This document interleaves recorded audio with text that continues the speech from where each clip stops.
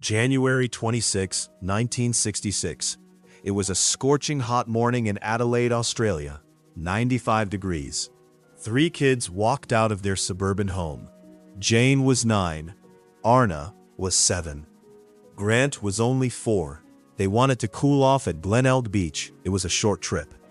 Just a 5-minute bus ride. Their mother, Nancy, gave them some coins, 8 shillings and 6 pence. She told them to be back by 2 in the afternoon. They walked to the bus stop. They boarded the bus. They arrived at the beach. That was the last time their parents saw them. By 11 in the morning, the beach was packed. Thousands of people lay on the sand. The children played under a sprinkler near the shore. A local postman saw them. He knew them well. He noticed they were playing with a stranger. This man was tall. He had blonde hair. He wore blue swim trunks. He looked to be in his mid-20s.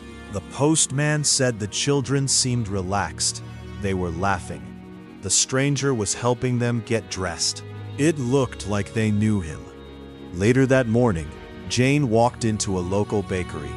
She bought meat pies and pasties. She paid with a £1 note. This detail is crucial. The children did not have a £1 note when they left home. Their mother had only given them coins. Someone had given them that bill. Who gave a 9-year-old girl a £1 note on a crowded beach? At 3 in the afternoon, the children had not returned. Nancy began to worry. The 2 o'clock bus had come and gone. She walked to the bus stop. The 3 o'clock bus arrived. The doors opened. People stepped off. But Jane, Arnna, and Grant were not there. Nancy went back home. She hoped they had walked back. When her husband Jim got home from work, they knew something was wrong. Jim drove down to the beach. He searched the sand. He checked the changing rooms. He asked lifeguards. Nobody had seen 3 kids walking alone. By nightfall, the police were involved. This was not a normal runaway case. The Beaumont children were responsible. They knew the route. They had done it many times before. The police launched a massive search. They combed the beach. They dragged the ocean. They searched every backyard in the neighborhood. They found nothing. No towels. No shoes. No clothes. It was as if they had evaporated into the hot summer air. Then came the theories. Some thought they drowned, but the beach was packed. Lifeguards were on duty. 3 children do not drown at once without anyone noticing, especially not a 4-year-old and his older sisters. No bodies ever washed ashore. The ocean did not take them. Someone else did. Investigators focused on the man in the blue swim trunks. They drew sketches. They interviewed hundreds of people. The son claimed he saw the children in his backyard that very day. Police dug up a factory site owned by Phipps. They found bones, but they were animal bones. Another suspect was a convicted killer named Bevan Spencer von Einem. He was linked to other child murders in Adelaide. But police could never tie him to the Beaumont children. Decades passed. The case grew cold, but the pain never left. Jim and Nancy Beaumont refused to move. They stayed in their suburban home for decades. They kept the same phone number. They left the porch light on every single night. They thought their children might find their way back. They wanted to be there if they knocked on the door. Nancy died in 2019 at 92 years old. Jim died in 2023 at 97. Neither of them ever got an answer. Think about that. You walk out of your house on a sunny morning. You expect to be back for lunch. Instead, you vanish. Your parents spend over 50 years waiting for a knock at the door that never comes. Today, the case remains open. The Australian government still offers a $1 million reward for information. But the sand on Glenelg Beach has washed away millions of times since 1966. The truth is buried somewhere out there. Who was the man in the blue swim trunks? And what did he do with the Beaumont children? 3 children walked onto a crowded beach and never came home. It was January 26, 1966. The temperature in Adelaide was climbing to 95 degrees. Jane is 9 years old. Arnna is 7. Grant is 4. They are holding towel bundles. They have exactly 8 shillings and 6 pence in their pockets. Their mother, Nancy, watches them board the 11 a.m. bus. It is a 5-minute ride to Glenelg Beach, a routine trip they have done dozens of times. Nancy tells them to be back by 2 o'clock. She expects a quiet afternoon. Instead, she is about to enter a permanent nightmare. You might think a crowded beach is safe. Hundreds of families are out in the sun. The waves are gentle. The sand is packed with blankets. The bus driver, Mr. Patterson, watches the kids step off his bus. He knows them. He sees them head toward the water. Everything is normal, but then the details start to shift. At 11:30, a woman named Mrs. Beyer is sitting on the grass. She looks up. She sees the 3 Beaumont children playing under a public sprinkler. They are laughing, but they are not alone. A man is lying on his stomach nearby. He is wearing blue swim trunks. He is tall, thin, and athletic. He has sun-bleached hair. He looks to be in his late 20s. Mrs. Beyer watches them for a long time. She notices something highly unusual. The children are playing with his towel. They are laughing at his jokes. Jane is famously shy and cautious, but she is acting like she has known this man forever. He gets up. He helps them put their clothes on. He is comfortable with them. They are comfortable with him. Who was this man? At 12:15, Jane walks into the local bakery. The shop is busy. The woman behind the counter, Mrs. Cowan, knows Jane. Jane orders pasties. Then she asks for a meat pie. This immediately stands out. Nancy knows her children do not eat meat pies. More importantly, Jane pays with a £1 note. Think about that number. Nancy only gave Jane 8 shillings and 6 pence. The bus fare was already paid. Where did Jane get a £1 note? It is like a stranger handing a kid $50 today. Someone gave her that money. Someone bought their trust. At 3 p.m., a mailman named Tom Patterson is walking his route. He knows the Beaumont family. He sees the 3 children walking down Jetty Road. They are walking away from the beach. They are walking with a tall, blonde man. The man matches the description from the sprinkler. The man is holding Grant's hand. They are walking slowly. They look like a family on a casual stroll. This is the last confirmed sighting of the Beaumont children. Back at home, the clock ticks past 2. Nancy is not worried yet. She figures they missed the bus. They will be on the 3 o'clock bus, but 3 o'clock comes and goes. The bus is empty. At 4, Nancy begins to panic. She walks to the bus stop. She waits. No kids. Her husband, Jim, returns home at 5:30. Nancy is frantic. Jim drives straight to Glenelg Beach. He searches the changing rooms. He walks the shoreline. He calls their names into the ocean breeze. Nothing. At 7:30 p.m., they walk into the police station. The search begins. It will involve hundreds of volunteers. Divers search the waters. Detectives dig up building sites. They search backyard wells. They follow thousands of leads. They look into every dark corner, but every path leads to a dead end. The community is shattered. Parents lock their doors for the first time in Australian history. The carefree summer of 1966 is over. A dark cloud settles over Adelaide, and it never truly lifts. 60 years later, the sand remains silent. How do 3 children walk off a crowded beach and disappear forever? Did they meet him before that hot January morning? Or did a monster simply smile, offer a coin, and walk away with their lives? At exactly 2 p.m., the doors of the Diagonal Road bus hissed open. Your 3 children were not on it. 9-year-old Jane, 7-year-old Arnna, 4-year-old Grant. They had 50 cents. They had their towels.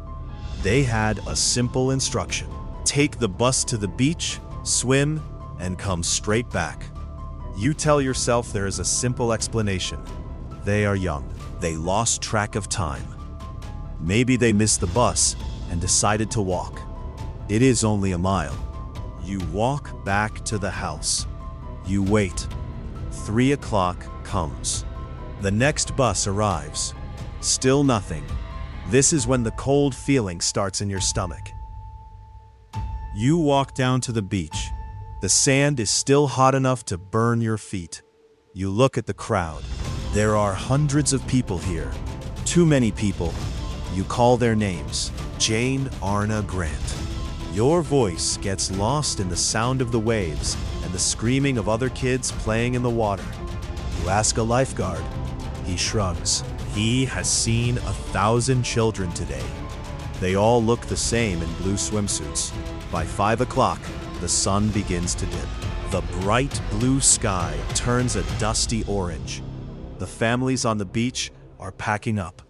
They are shaking sand out of their blankets. They are laughing. They are going home to have dinner. The beach is emptying out. And with every person who leaves, the space feels larger and emptier.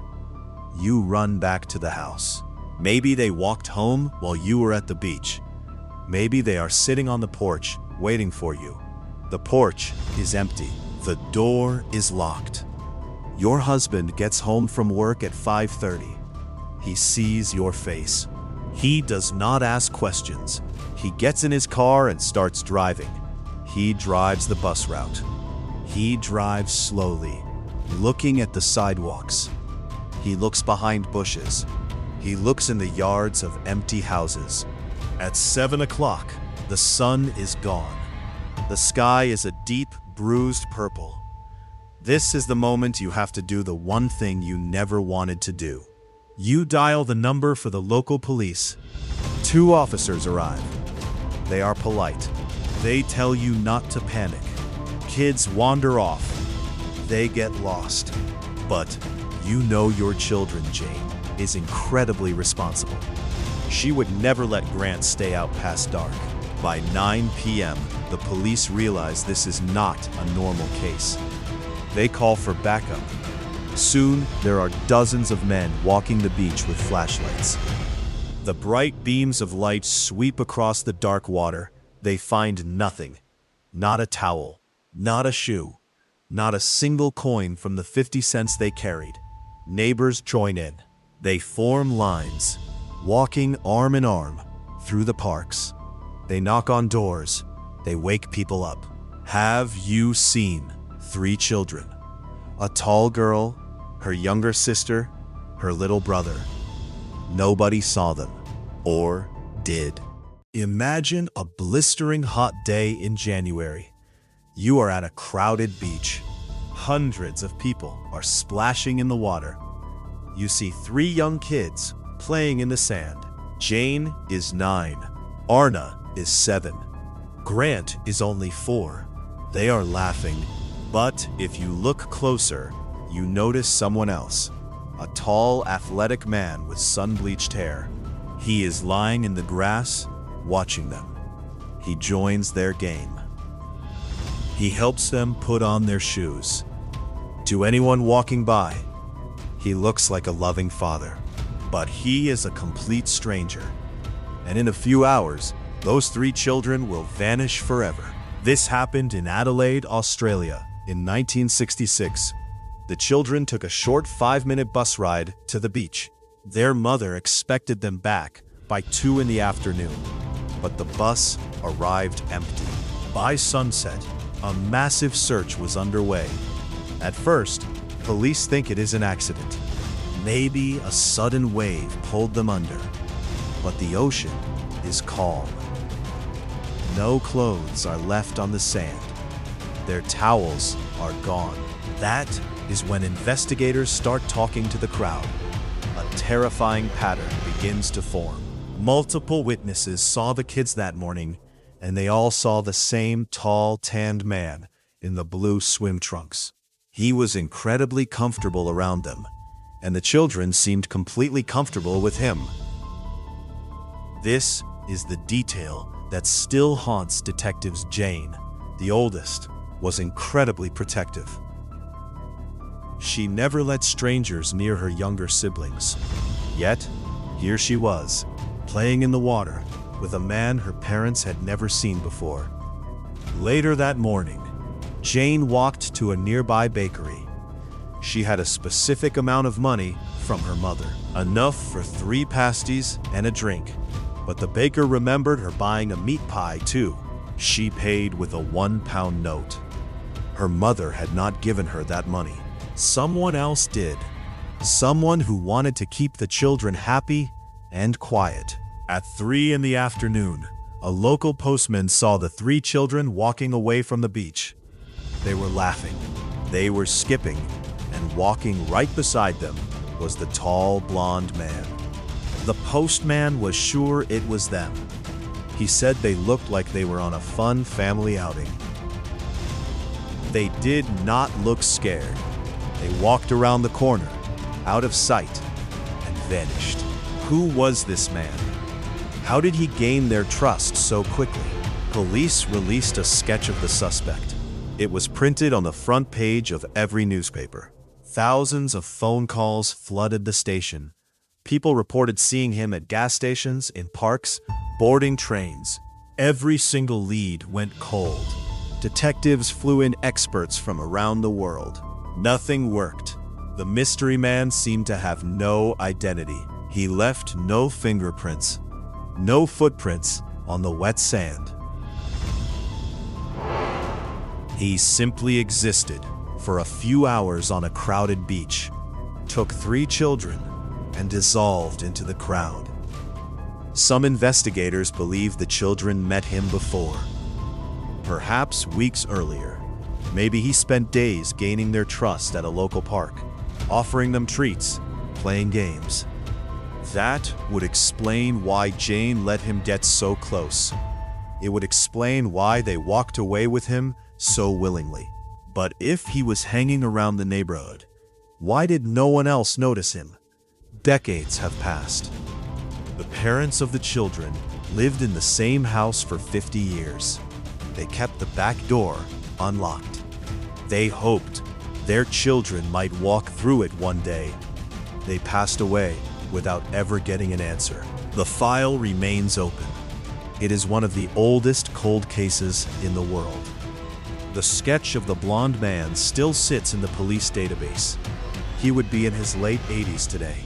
If he is even still alive, we are left with a handful of witness statements, a drawing of a face with no name, and 3 children who went to the beach on a hot summer day and never came back.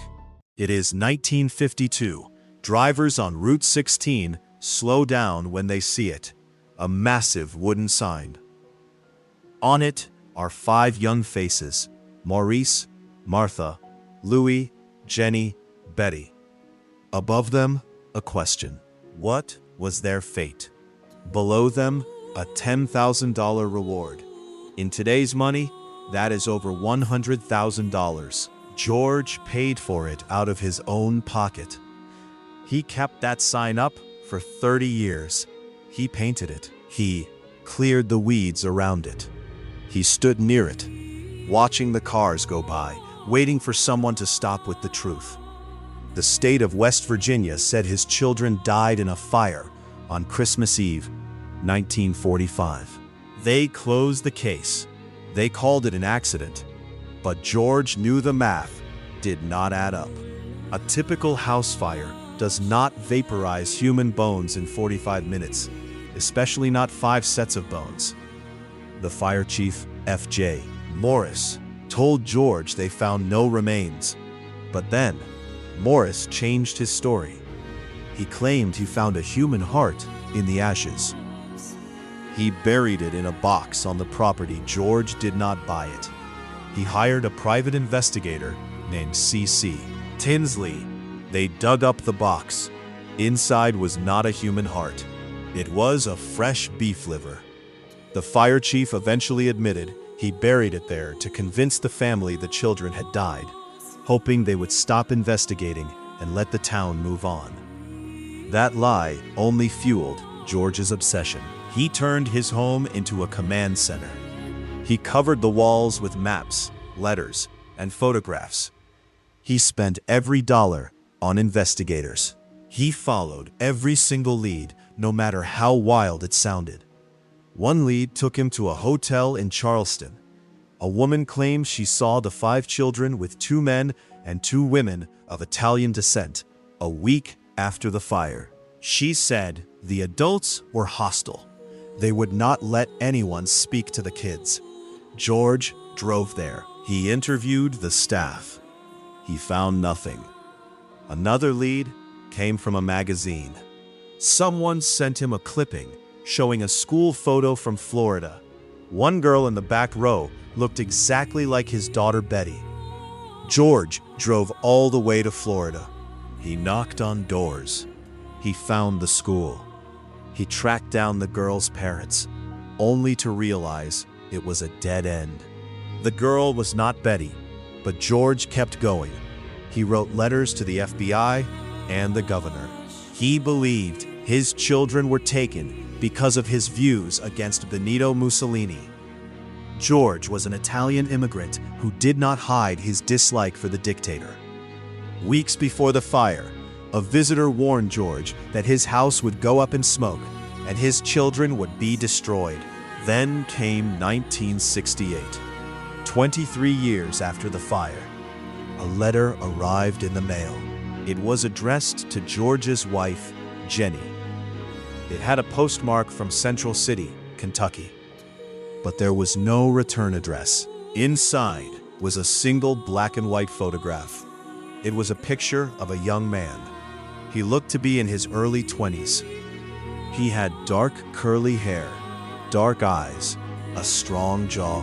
He looked exactly like Louis Sauter would have looked at that age. On the back of the photo, someone had written a cryptic message in dark ink. It read, Louis Sauter, I love brother Frankie Illil Boys, A90132. The family was stunned. They hired another investigator and sent him to Kentucky to find the young man in the photo. The investigator took the family's money, went to Kentucky, and was never heard from again. He vanished. George did not wait. He got in his car and drove to Kentucky himself. He showed the picture to locals, shopkeepers, and police officers. Nobody recognized the man. George returned home empty-handed, his heart broken once more. He died 1 year later, in 1969. He never got his answer. Jenny Sauter kept the billboard up. She wore black every single day for the rest of her life. She planted a garden where the house once stood. She tended to the flowers, waiting for a knock on the door that never came. She died in 1989. The billboard is gone now, but the question remains. Who sent that photograph? And where did the 5 children go? 80 years is a long time to keep a secret. But in Fayetteville, West Virginia, the silence has lasted since Christmas Eve of 1945. You go to sleep on a cold night. By morning, your house is gone. And so are 5 of your children, Maurice, Martha, Louis, Jenny, and Betty. Their names are frozen in time. The official report said the fire destroyed everything. It said the heat was so intense it burned the bones to ash. But fire chiefs and bone experts disagreed. A typical house fire does not burn hot enough to destroy human bones completely, especially not 5 bodies. The family knew this. They refused to accept the official story. George Sauter used his tractor to bulldoze dirt over the ruins. He wanted to turn the site into a memorial garden, but he also wanted answers. George and Jenny did not just grieve. They searched, they drove across the country, following every lead. They heard rumors of their children being seen in Florida, Texas, and even in a hotel in Charleston. George once drove all the way to New York after seeing a school photo. He swore one of the girls was his daughter. He was turned away. The frustration was constant. In 1952, they decided to make the mystery permanent. They put up a massive billboard on Route 16. It had the pictures of all 5 missing children and offered a $10,000 reward. Thousands of cars drove past that sign every single day. Drivers stared at the faces of the 5 lost siblings. The billboard became a landmark of American tragedy. It stood there for almost 40 years. A constant reminder that something went terribly wrong on that mountain. Then came the year 1968. Jenny went to the mailbox. She found a letter postmarked from Central City, Kentucky. There was no return address. Inside was a photograph of a young man in his 20s. He had dark, curly hair and straight eyebrows. He looked exactly like Louis would have looked at that age. On the back of the photo, someone had written a strange message. It said, "Louis Sauter, I love brother Frankie, ill boys." A90132. The parents were stunned. Was this Louis? Was he alive? They hired a private detective to go to Kentucky and find the man. The detective took their money and left. He was never heard from again. He never reported back. He simply vanished into the same void that took the children. George Sauter died a year later, in 1969. He passed away without ever knowing the truth. After his death, Jenny kept the billboard up. She wore black clothes every single day for 30 years. She kept the memorial garden immaculate, planting flowers in the dirt that covered the ashes. Jenny died in 1989. Only then did the billboard come down. The last surviving sibling, Sylvia, spent her entire life trying to solve the case. She was only 2 years old on the night of the fire. She remembered the heat. She spent her adulthood working with investigators and online forums. Sylvia died in 2021. With her passing, the last direct connection to that night was gone. Today, the property is just a quiet patch of land. The trees have grown back. The road is still there, but the questions remain. If the children died in that fire, why were no bones found? Why did the telephone wires get cut? Why did the ladder go missing from its usual spot? Why did the family truck refuse to start that night when it worked perfectly the day before? Some people think the Italian mafia took them.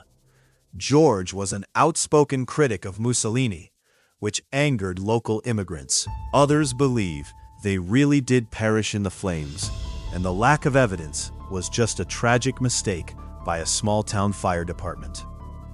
We may never get the truth. The witnesses are gone. The evidence is buried. But the story of the Sauter children is not just a mystery. It is a story of a family that refused to let the world forget. They turned their grief into a lifelong mission. They showed us that the hardest part of loss is not the ending. It is the not knowing.